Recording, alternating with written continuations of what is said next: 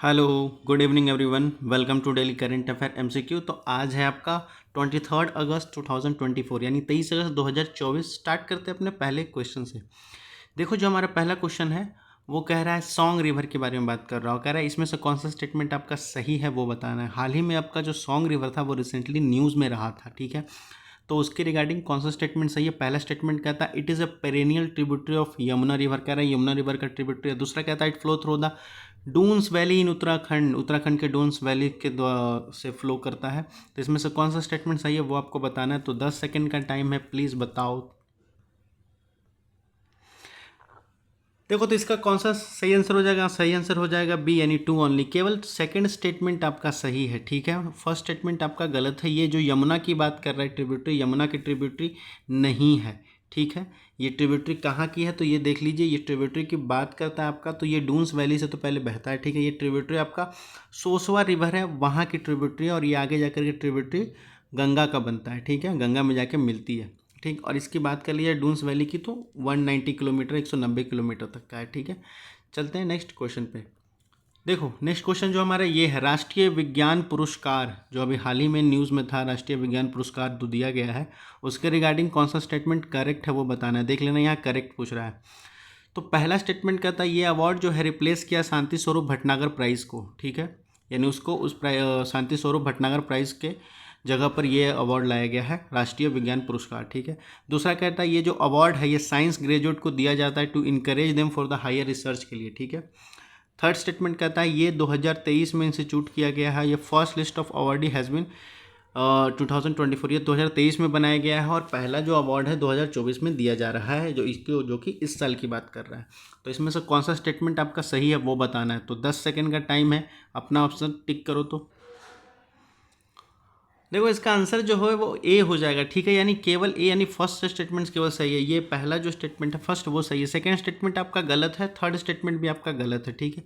पहला स्टेटमेंट सही है। ये क्या करता है, शांति स्वरूप भटनागर प्राइज़ जो था उसको उसकी जगह पर रिप्लेस करके ये राष्ट्रीय विज्ञान पुरस्कार लाया गया, जो कि क्या कहते हैं नेशनल साइंस अवार्ड है। फाइनलाइज किया गया इस बार 2023 में, ठीक है।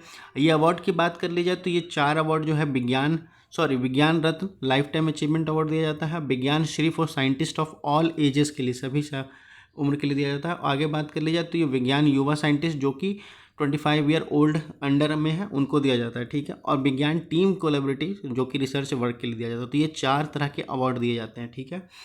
तो अब बात करते हैं आगे कि ये क्या कह रहा है कि जो ये शांति स्वरूप भटनागर अवार्ड है, जो ये प्राइज़, इसको कह सकते हो कि इनको नए तरीके से इनको क्या कह सकते हो कि रिकन्स्ट्रक्ट किया गया, रिबिल्ड किया गया है।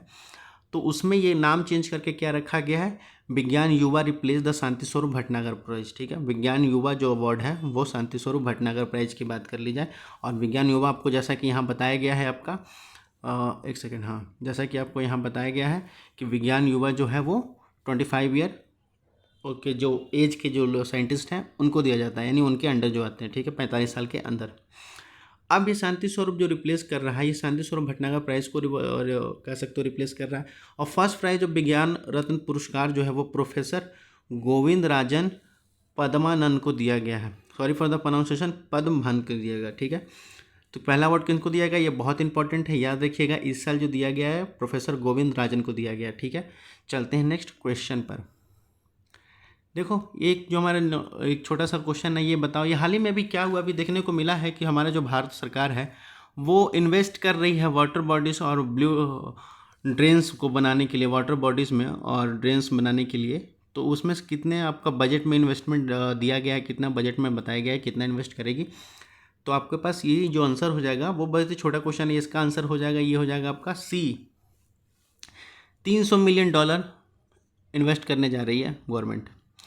आगे बात करता है, देखो ये भी जो हाल ही में इंडो बांग्लादेश फ्लड कंसर्न जो हुआ उसके रिगार्डिंग कौन सा स्टेटमेंट सही है। देखो, हमारा जो डैम है डम्बर डैम जो है वहाँ पर ये देखने को मिला है कि वहाँ से अचानक से मतलब वाटर लेवल बढ़ गया था, जिसके कारण बांग्लादेश में फ्लड आ गया, बाढ़ आ गया। इसके बाद क्या हुआ, बांग्लादेश के जो लोग हैं, गवर्नमेंट की बात नहीं कर रहा हूँ मैं, बांग्लादेश के जो लोग हैं, ठीक है, वो लोग ब्लेम कर रहे हैं इंडिया को कि इंडिया के कारण ये फ्लड आया है, ठीक है। तो इसीलिए ये न्यूज़ बहुत ही अभी हाईलाइटेड थी, तो इसमें से कौन सा आपका करेक्ट आंसर है वो बताना होगा कि जो इंडो बांग्लादेश का जो फ्लड कंसर्न है वो कौन से स्टेट से लगता है। ठीक है, तो मेघालय पहला ऑप्शन है, दूसरा असम, तीसरा वेस्ट बंगाल, चौथा त्रिपुरा। 10 सेकंड का टाइम है, बताओ।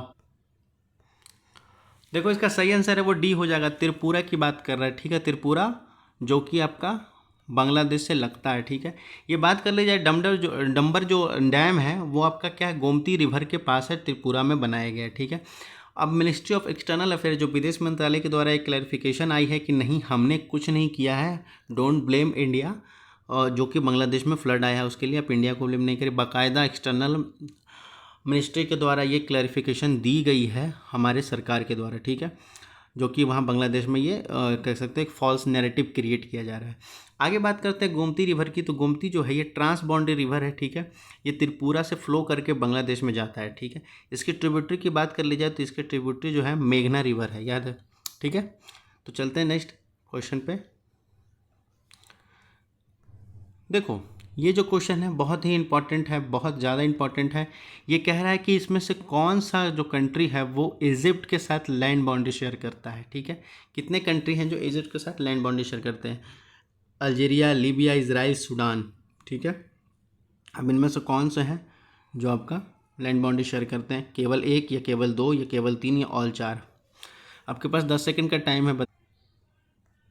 इसका जो सही आंसर हो जाएगा वो बी हो जाएगा, 2 ओनली। कौन कौन शेयर करता है तो आपको पता होना चाहिए, लीबिया और सूडान शेयर करता है, यानी 2 और 4 आपका सही है। कैसे सही है तो देखो हम देखते हैं जब मैप को, तो मैप में हमारा क्या बताता है। देखो ये जो हमारा है ये इजिप्ट है। ठीक है, इजिप्ट के साथ में देखो कौन लैंड बाउंड्री शेयर कर रहा है तो आपको पता होगा सूडान है इधर, और इधर आपका लीबिया है।